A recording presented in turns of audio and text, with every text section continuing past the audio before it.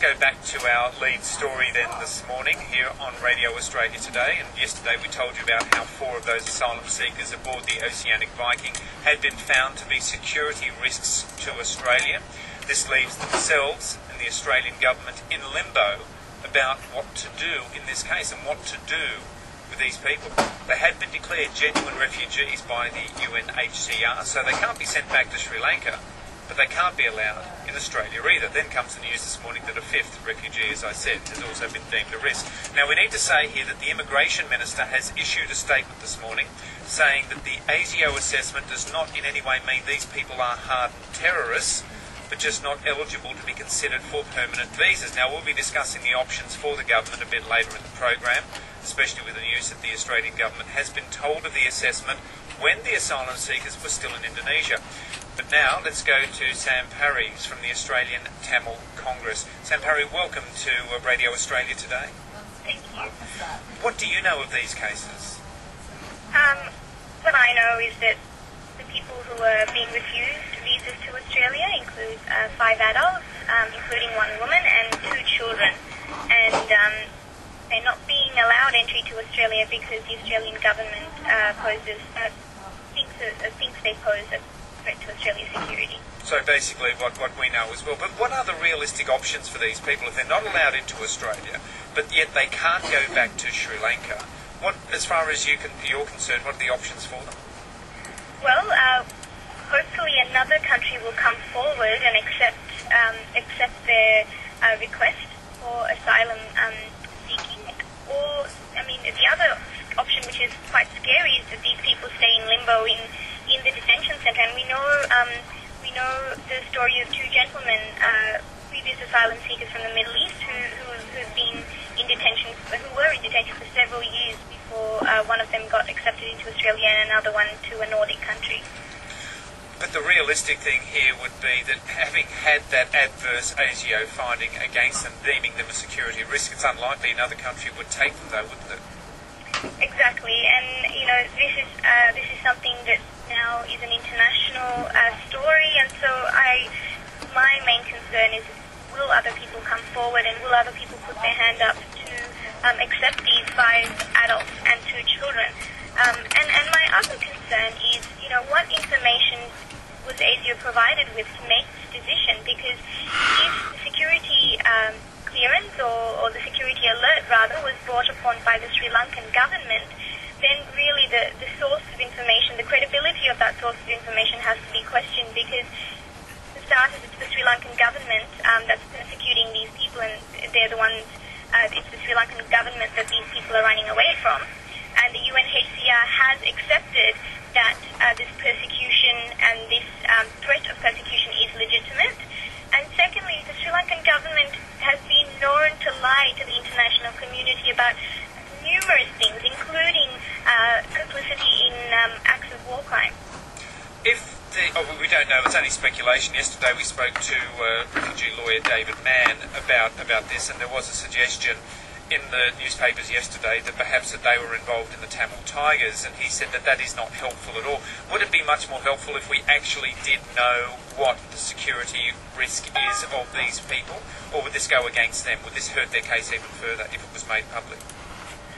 Well, I think it always it helps to find out where ASIO gets their information from. I think if it is revealed that ASIO bases their decisions on, things like security checks on information provided by the Sri Lankan government, then that is a huge flaw in the system, because you're basically, going to the rapist for a testimony when you're trying to decide if the rape victim deserves justice or not. But in this case, though, the actual information about each person, the actual allegation about each person, if that was made public for full disclosure, then that could have potentially damaging effects on them, their family, their children, whatever as well. Should this be something that is kept quiet or given to the government to decide what to do with, or should this be made public? Well, information about individuals, I think, has to remain confidential, purely because that's something that they are guaranteed. They're guaranteed that the the details that they reveal to the UNHCR and to individuals assessing their claims in the detention centres will be kept confidential. So I think because that clause does exist, it's quite unfair to reveal those details unless, of course, those individuals agree to that. Okay. Now, if they were sent back to Sri Lanka, they had been deemed to be genuine refugees. What do you think is a possibility of what could happen to them? Oh, look, I think it's more than just a possibility that these people would either go missing or they would be arrested and kept in jail indefinitely without having a chance at trial. There's a very, very high possibility that they could simply just go missing. Okay. What about the children in this case? They're on Christmas Island at the moment. Unless something is sorted out pretty quickly, they're going to find the early part of their lives simply behind bars. Of course, these children have already gone through severe trauma in Sri Lanka. I mean, they must have experienced something quite horrific in order for them and their family to have decided to leave Sri Lanka. Secondly, they have left behind their home. They've left behind all their family, their friends, everything that they've ever known. And thirdly, think of the journey that they've gone through to end up where they are. They've gotten onto wooden, rickety, leaky boats. They've been detained in various countries. The Oceanic Viking, the story of the people on the Oceanic Viking, their original boat started sinking, and that was when the Oceanic Viking had to step in and rescue them. So, they've been through a lot of psychological trauma, and now they've been told that they're going to be kept in detention until someone puts their hand up to accept them. So you need to look at the long-term, one needs to look at the long-term effects of what all of this is having on these poor children, and if the right steps are taken and if the right decisions are made, these two children have great potential to be wonderful citizens in a country such as Australia. I'm sure they would value the second chance that they've been given to life. I understand that these two children and their mother and father are included in the people being refused a visa. So, you have an entire family whose future we might potentially destroy if we make the wrong decision. But if the parents cannot find another country, and with their security rating against them, that's unlikely. They can't go back to Sri Lanka. They're stuck on Christmas Island. Would it be a better option for the children to be removed from the parents and allowed to come to Australia, or would that be just not an option?